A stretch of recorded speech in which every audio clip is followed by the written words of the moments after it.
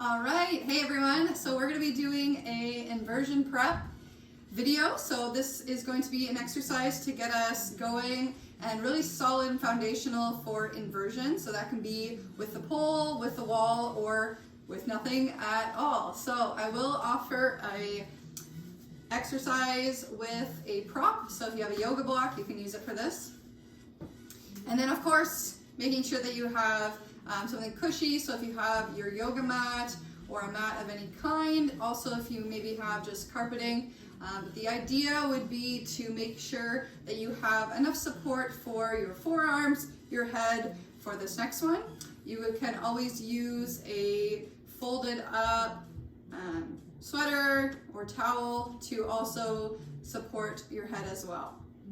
All right, so we're gonna get started. The first part of an inversion is to make the body feel comfortable in a space where your heart is above your head. So the first inversion that really in yoga you mainly do is your downward dog. So even with inversions that I suggest for like working towards them for pole or just in a regular setting, you want to do downward dog and really start to get familiar, strong breathing through that pose, and then build into your inversions from there. Handstands come from there, headstands will come from there as well, and then when you're using a pole or the wall for support, you really want to have those same principles and same feelings of this drawing in of your core, your rib cage drawing in, so you're not arching through the mid-back, you're pulling everything towards the midline. So I'll talk more about that as we go. So let's begin by doing a little exercise for your wrists. So you're going to start with spreading your fingers nice and wide, pressing your palms in front of you, and then little twisting side to side, so pinky fingers out, and then pinky fingers in. Trying to keep the arms straight in front, pinky fingers out, and rotate. So this rotation is coming from the shoulders, not just the wrists.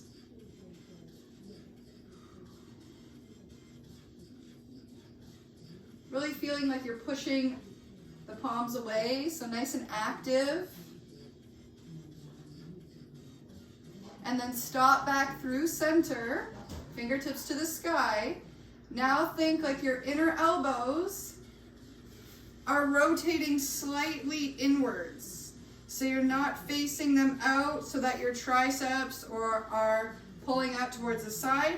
You're doing a gentle inner rotation or inward rotation so that your inner elbows are pointing slightly forward.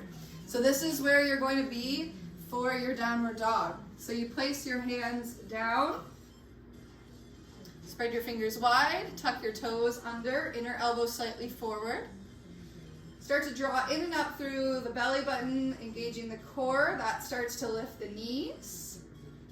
And then you send your hips up and back, keeping all that alignment there. Through the arms, shoulder blades are down the back.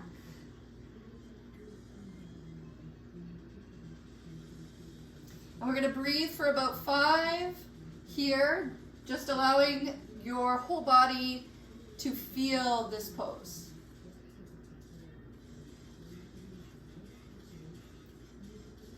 In terms of your hand placement, you're still pointing the fingertips forward and really anchoring down. Use the fingertips to grip, anchoring down through the pads of your hand, so the edges of the palm and into the knuckles as well. Push down and then draw everything up through the shoulders, up high into the center of the body.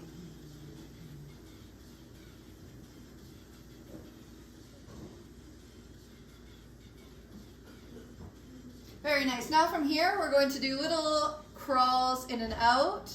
So by crawls, we're going to tiptoe forward, try to bring the shoulders forward so they're more stacked over the wrists. You can gaze in between your palms but not having too much of an arc of your neck, right? You're keeping that more tucked and in line. Draw in and up from the center, belly button to the spine, tailbone nice and high, and then walk the feet back. Do that for 5.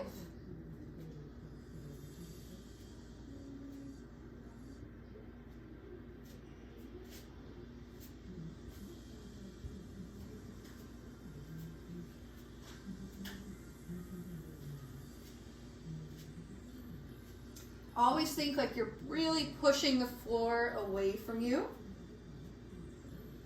And you don't have to walk up as high as I am. This is just over time as your forward fold continues to develop and you're finding that lift from the center, that draw up from the shoulders. This position will continue to lengthen.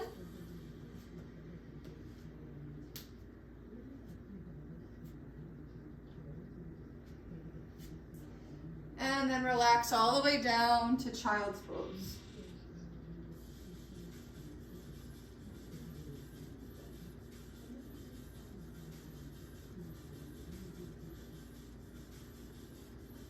Good. So for the next one, now we're working into the forearm variation. So if you have a yoga block, you can place your hands on either side, pressing the palms into it. And the idea is to keep the elbows more in line with the shoulders. The wider it goes, the less stable your base is. So you're drawing the elbows in so that you're really focusing on that stability through the shoulders into or down into your forearms. So that same slight inner squeeze, so the idea of like drawing everything through center, it's that same feeling of bringing your inner elbows forward, but since the forearms are down, you can't do it in the same way. So it's just the idea of squeezing it in, hugging your triceps in, and then pressing down. Then from there, we're doing the exact same thing. Toes tuck, lifting, walk the toes up. And with this one, it might be harder to keep the feet closer together, so you can step them wide. Inner belly or lower belly draws in and up. And then walk it back.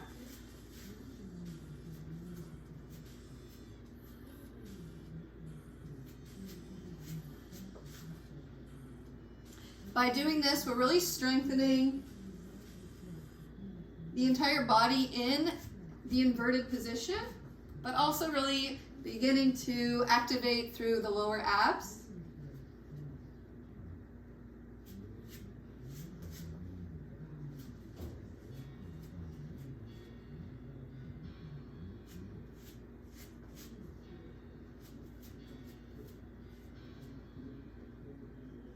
And then once again, you can lower all the way down. Option here, when you bring your hips back, keep your hands on the block, elbows bend, bring the block back towards the shoulder blades. You can do this with your knees a little bit wider as well. Draw your chest and heart down to the floor.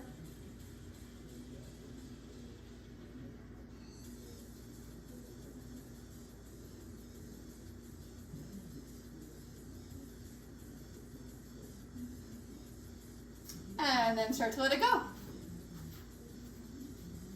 All right, so now we're continuing to work it down.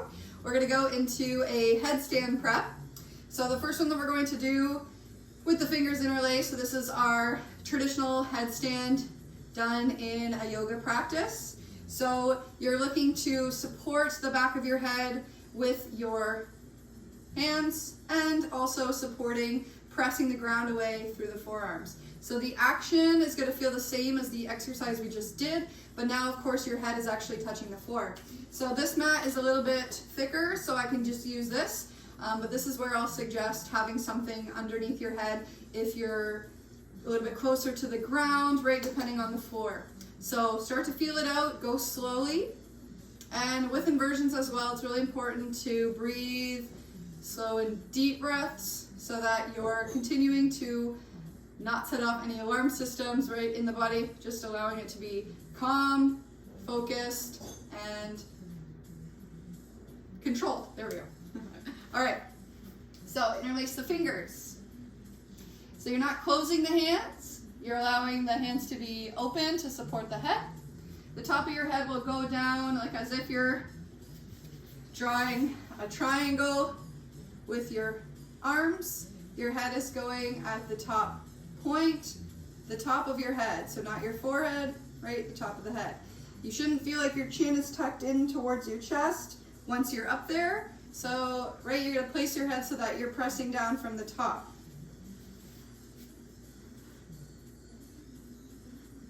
Then from there, same setup, tuck the toes, walk it in, press down into the forearms,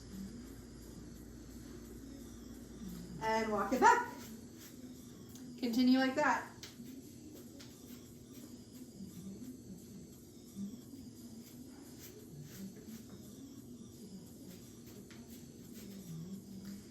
Very nice. And you don't have to lift your head up every time. You can keep it down.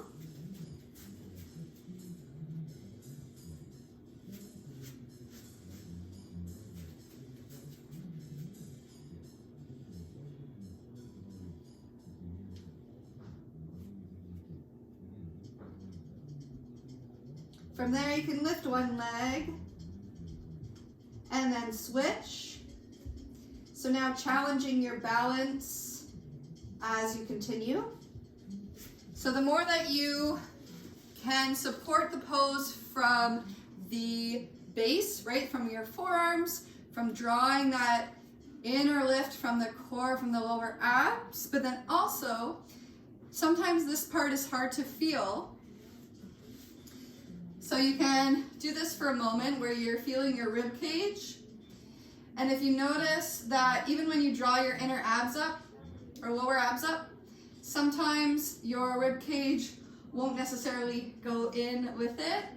So trying to feel that like you're knitting it in and up so that the action of drawing everything in and up is going to keep a nice stable and supported core for your inversion.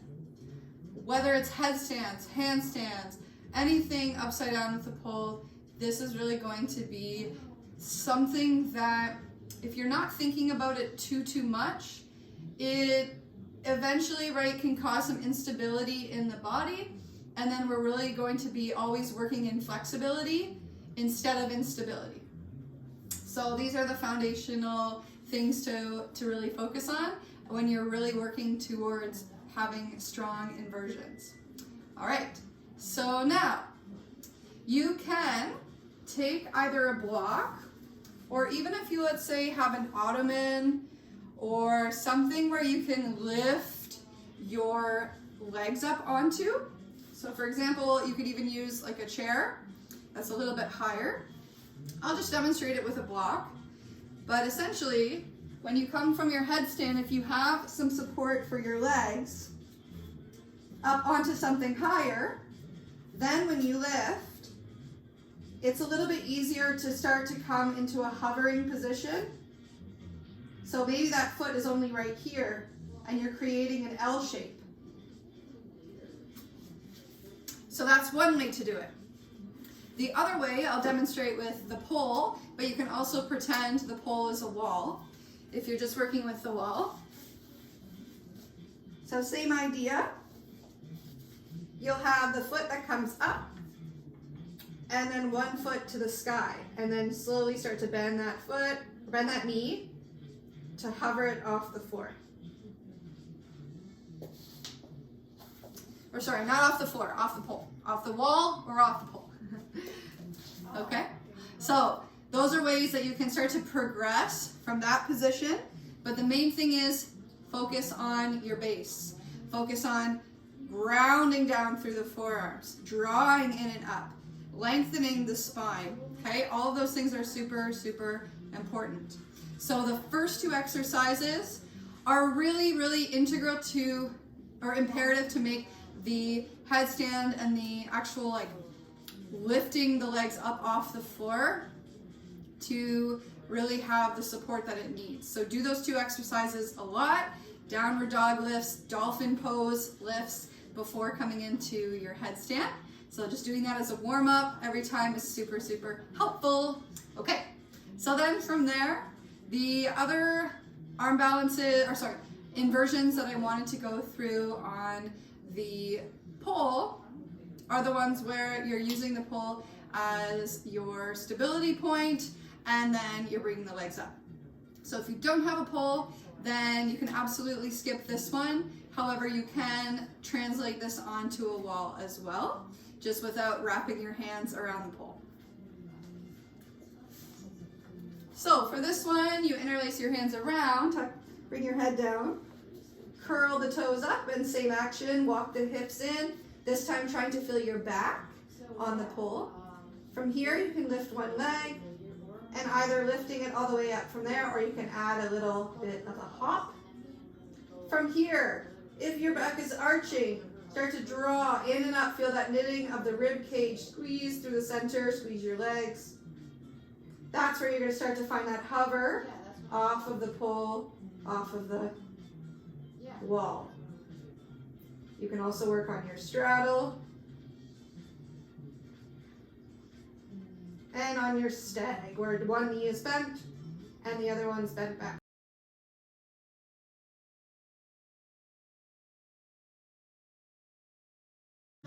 There we go. So this one is something that you can continue to practice, stabilize, and find more progress with as you go. This is a foundational video to just continue working on that, and I will have more as we go. So make sure now to do a little stretch for the neck, moving or rolling it side to side.